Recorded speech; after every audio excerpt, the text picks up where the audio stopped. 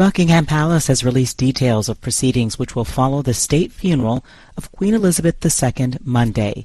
AP correspondent Charles de Ledesma reports. 2 minutes of silence will be observed across the UK at the end of Queen Elizabeth II's state funeral at Westminster Abbey on Monday, giving the public across the nation a chance to pay their respects to the late monarch. Then Elizabeth's coffin will be transported through the historic heart of London from Westminster Abbey to Wellington Arch near Buckingham Palace on a horse-drawn gun carriage with Charles and other royals walking behind.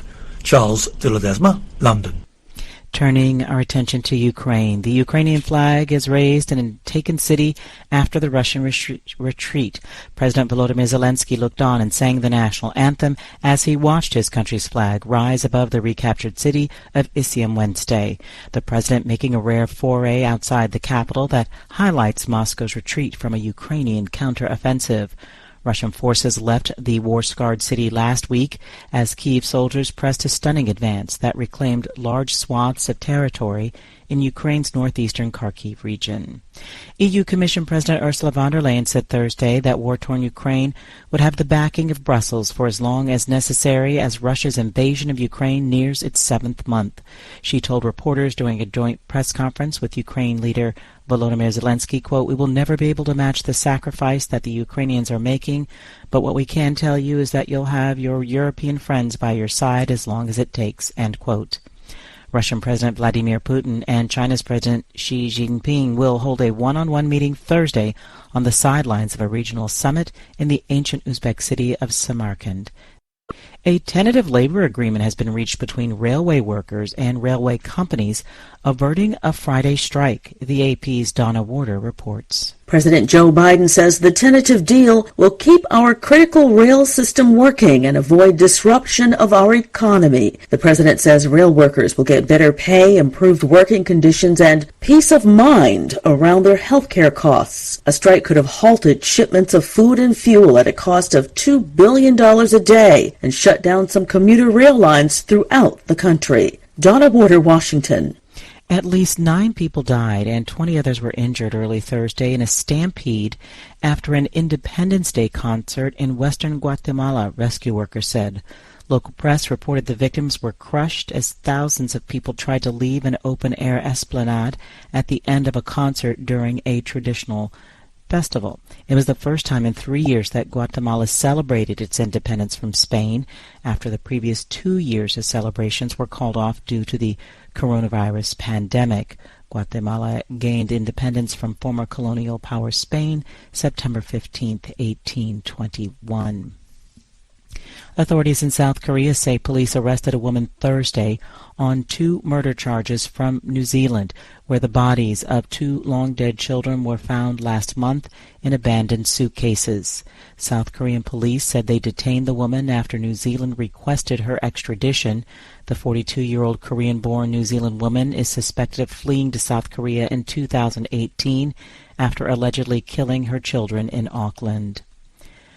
The U.S. Census Bureau is providing new data on how life changed in the U.S. during the pandemic. AP correspondent Jennifer King reports. Results from the American Community Survey gathered by the Census Bureau in 2021 found significant changes under COVID-19 in the past 2 years. Some of the data is not surprising. The number of people working from home tripled, and more households now have a computer and internet service. Public transportation use was cut in half over concerns about catching the virus. The median home value went from $240,500 to over $281,000. The percentage of people who spent more than a third of their income on rent rose to over 51%. But while there were stories of multi-generational family members moving in together, the average household size actually shrank slightly. Fewer people moved, and the share of unmarried couples living together rose. Jennifer King, Washington.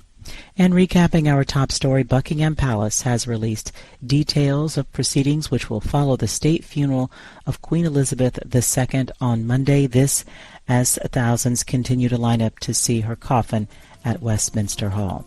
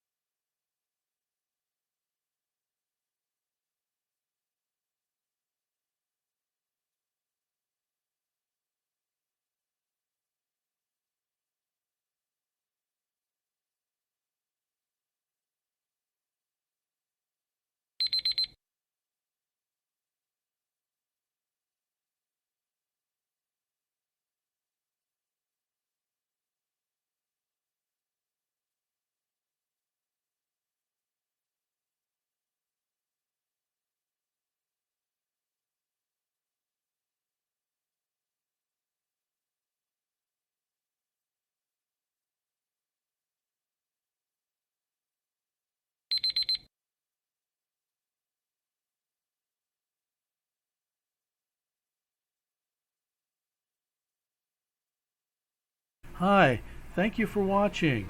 I hope the videos are useful for you. Please subscribe to my channel using the button below.